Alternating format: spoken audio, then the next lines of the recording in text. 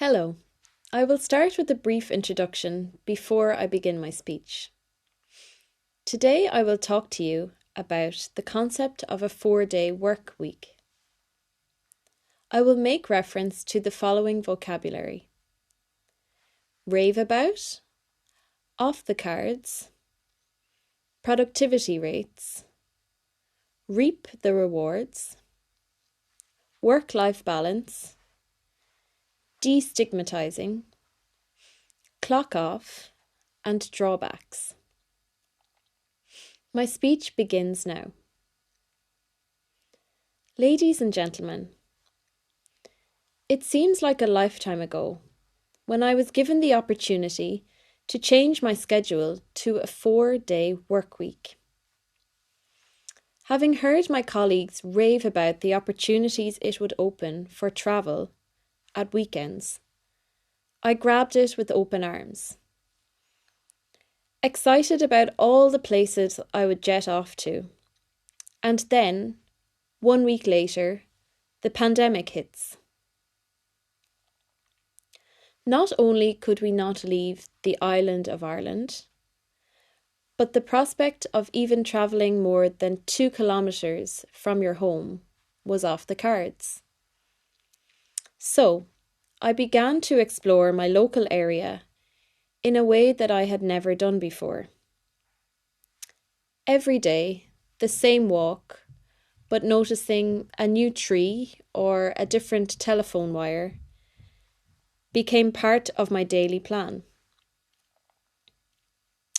Needless to say, I was quite disappointed that all my international travel plans had been taken away from me.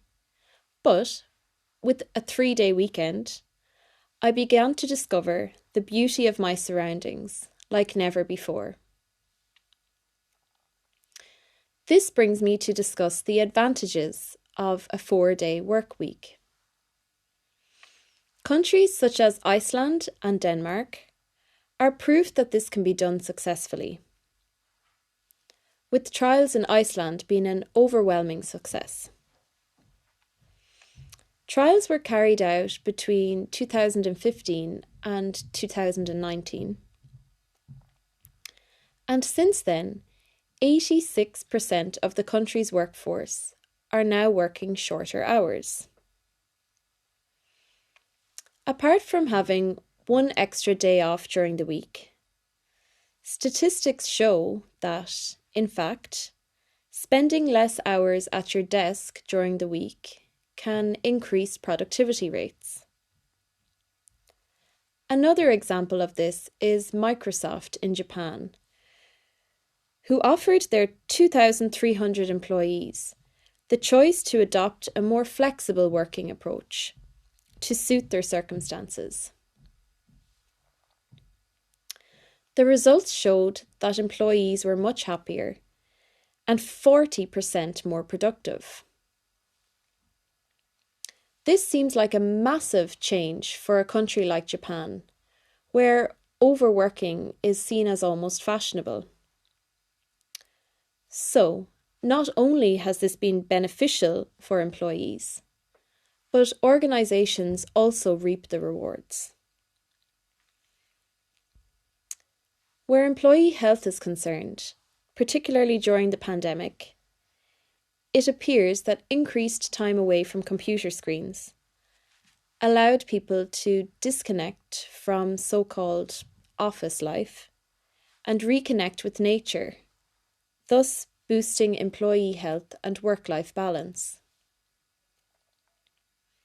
Some companies even offered mental health days, 1 day per month, which you could use for yourself in a personal capacity, but which counted as a paid working day.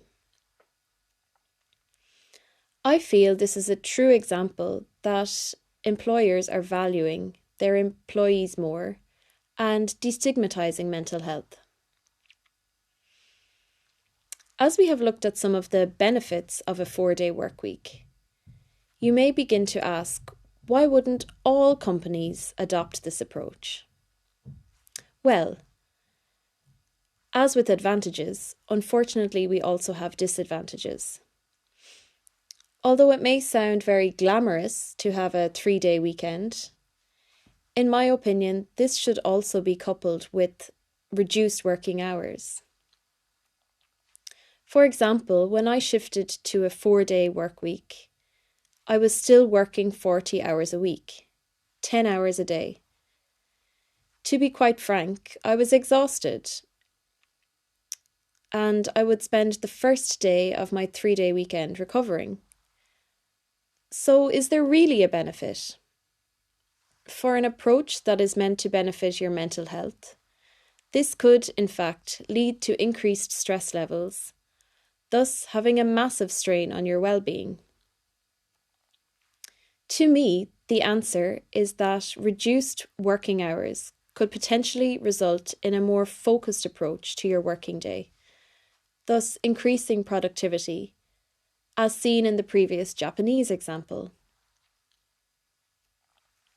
However, while we may think that all organisations should adopt this approach, it is unfortunately not possible for everyone and does not suit all business models.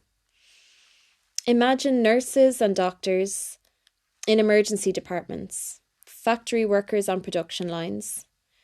This sort of flexibility may not be feasible or realistic in such sectors.